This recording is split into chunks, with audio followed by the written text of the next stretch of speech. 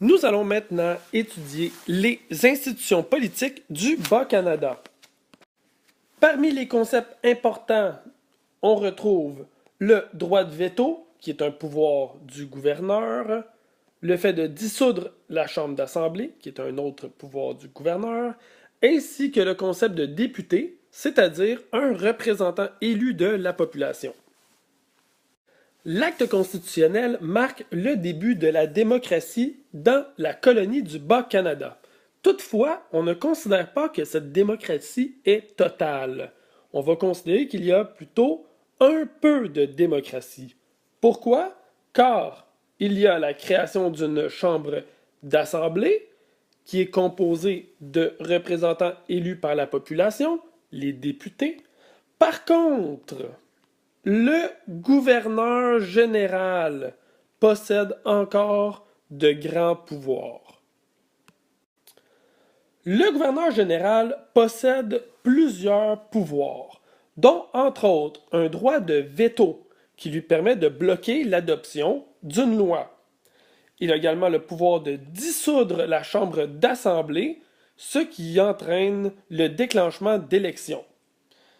Il a également le pouvoir de nommer les membres des conseils législatifs et du conseil exécutif, communément appelé le conseil des ministres, le gouvernement. Le rôle du conseil législatif est principalement d'étudier les projets de loi adoptés par la Chambre d'Assemblée, mais elle peut également écrire des projets de loi. Les membres du conseil sont nommés par le gouverneur général. Le conseil exécutif, communément appelé le gouvernement, conseille le gouverneur général. C'est lui qui administre le budget du gouvernement, c'est-à-dire qui s'occupe des finances. C'est lui qui a comme rôle d'appliquer les lois. Et ses membres sont, encore une fois, nommés par le gouverneur général. En ce qui concerne la Chambre d'Assemblée, les membres de la Chambre d'Assemblée sont des députés élus par la population pour une durée de 4 ans. Ce sont les députés qui vont créer et voter des projets de loi. C'est également l'Assemblée qui va devoir approuver les budgets du gouvernement. Dans les faits, la Chambre d'Assemblée a peu de pouvoir, parce que les projets de loi adoptés par la Chambre d'Assemblée peuvent être annulés par le droit de veto du gouverneur général, mais également par le Conseil législatif qui peut annuler, modifier ou même proposer une nouvelle loi. Dans cette situation, la métropole britannique garde le contrôle sur sa colonie. Elle nomme les gouverneurs généraux, qui seront des Britanniques, et le gouverneur général va nommer à son tour des marchands britanniques dans les postes importants des deux conseils. Donc, le poste de gouverneur général est contrôlé par les Britanniques et les postes du conseil législatif et exécutif sont dominés par les Britanniques. Les députés de la Chambre d'Assemblée, les députés élus, seront, bien entendu, surtout des francophones. Et ils auront une faible influence sur le gouvernement, c'est-à-dire le conseil exécutif. Les intérêts de la métropole passent donc avant ceux de la population du Bas-Canada. Ce schéma nous permet de faire un résumé de la situation des institutions politiques. Dans un premier temps, le roi nomme un gouverneur. Le gouverneur nomme les membres du conseil exécutif, le gouvernement, ainsi que les membres du conseil législatif, que l'on appelle souvent le Sénat.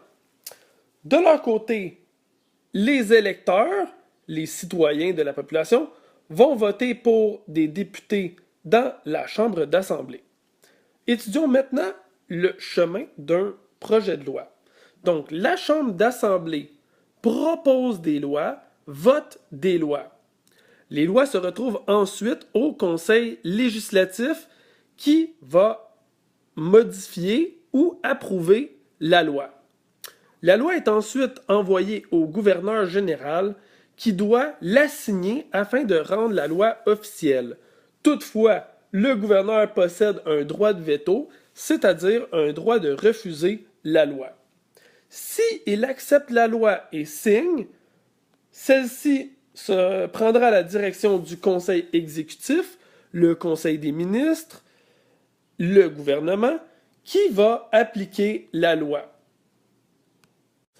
Lors des élections, le Bas-Canada sera divisé en comtés, c'est-à-dire des territoires qui seront représentés par un député. Le travail de député n'est pas payé. Donc, c'est pas surprenant de remarquer qu'on verra surtout des personnes assez riches, telles que la bourgeoisie professionnelle, les médecins, les notaires, les marchands, les avocats, dans quelques cas des ingénieurs ou même quelques seigneurs. Pour être candidat, il faut être un homme de plus de 21 ans. Qui peut aller voter? Le droit de vote est réservé aux hommes et aux femmes propriétaires d'une terre à la campagne ou d'une maison à la ville, donc hommes ou femmes propriétaires, âgés de plus de 21 ans. Comme la plupart des propriétaires de terres sont des francophones, cela favorise l'élection de députés francophones. Lors de la première élection en 1792, les gens votent à voix haute dans un bureau de vote. On remarque alors que plusieurs candidats offrent des cadeaux ou de l'argent si le vote est en faveur d'un candidat en particulier. Il y a également beaucoup d'intimidation lors des élections. Sur 50 députés élus à la Chambre d'Assemblée lors des premières élections, 34 seront francophones, tandis que 16 seront anglophones.